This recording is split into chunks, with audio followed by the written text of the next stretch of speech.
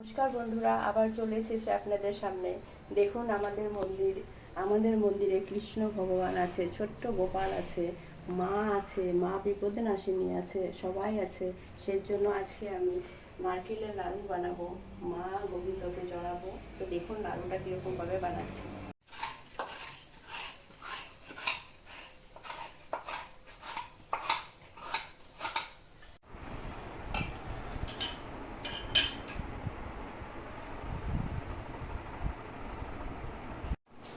আমার নারকেলটা কুড়ানো হয়ে গেছে, আমি এখন চিনি মেখে নেব।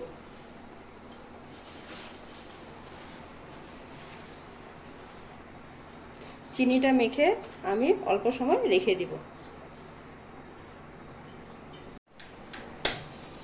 লাড়ুটা বানার জন্য কড়াইটা বসিয়ে দিব।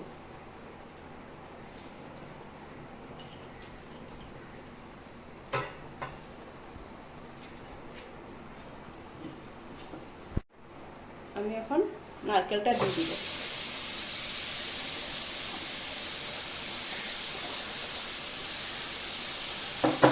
গ্যাসটা কম করে আস্তে আস্তে ভাজবো।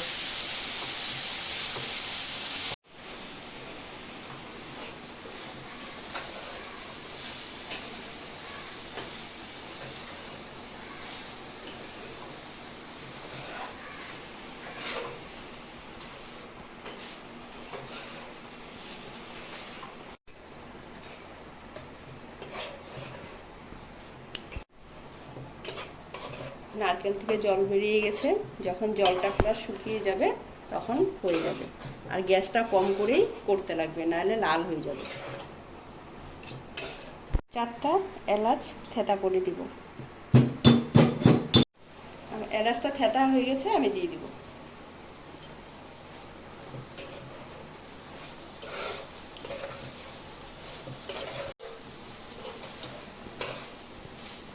নারকেলটা আমার হয়ে গেছে, এখন নামিয়ে দিব।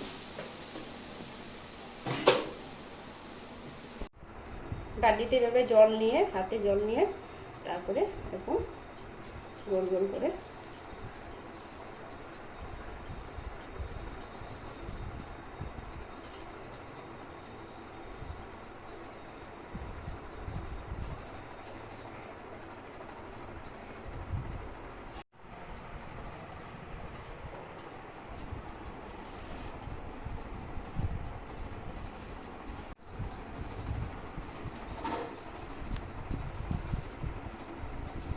এইভাবে সব কয়টা লাড়ু আমি বানিয়ে নেব।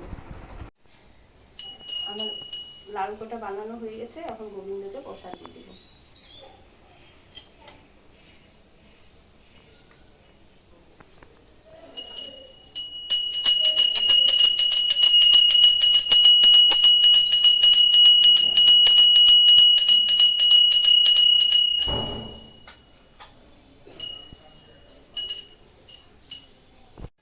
মা বিপদনাশিনীকে প্রসাদ দেব।